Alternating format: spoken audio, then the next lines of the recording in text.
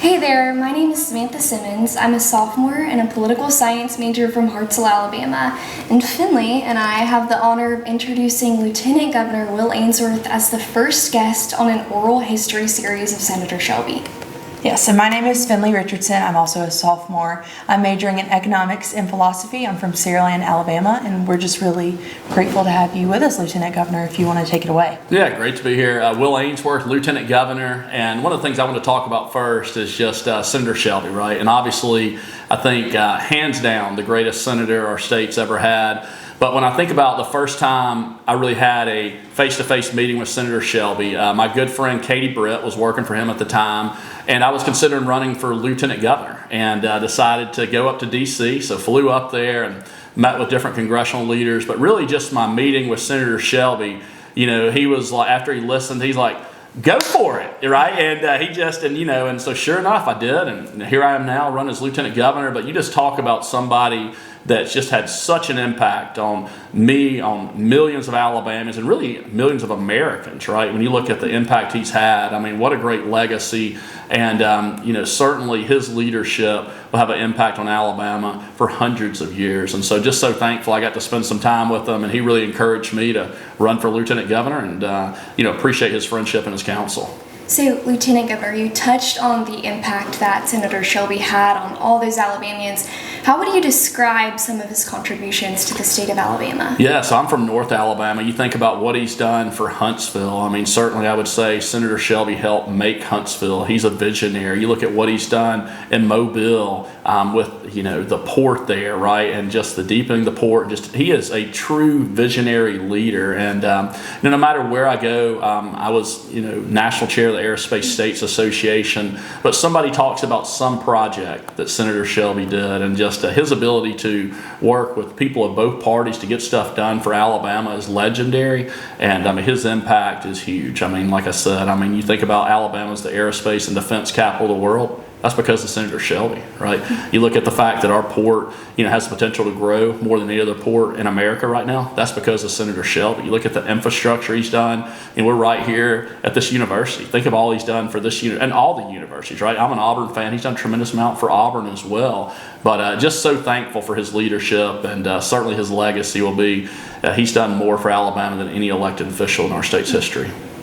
I'm curious, is there a personal experience or a memory of working with the senator that you'd like to share?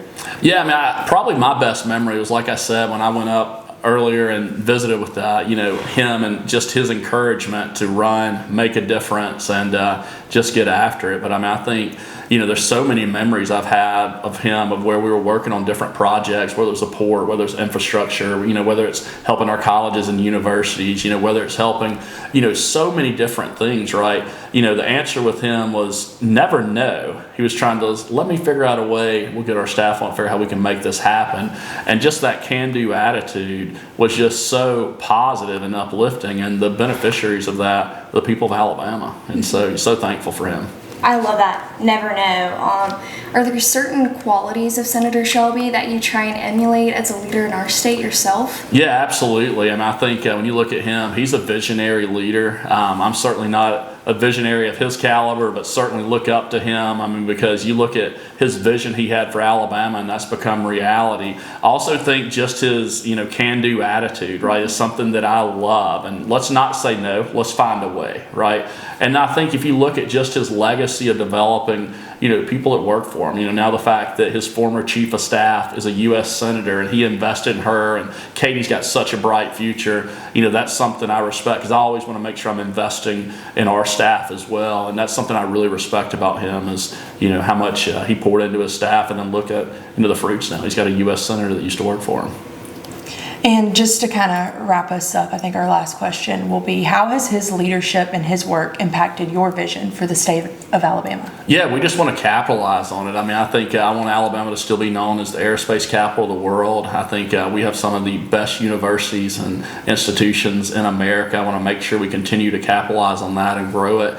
And then, you look at just people continuing to move to Alabama from all over this country. We just want to make sure we capitalize and continue to grow on what he did. And just from an infrastructure standpoint, I mean, he did so much for our state in so many different avenues. We want to continue to capitalize on that as well. So I think for us, it's continue to build on the blocks that he laid, and we want to work hard to do that every day.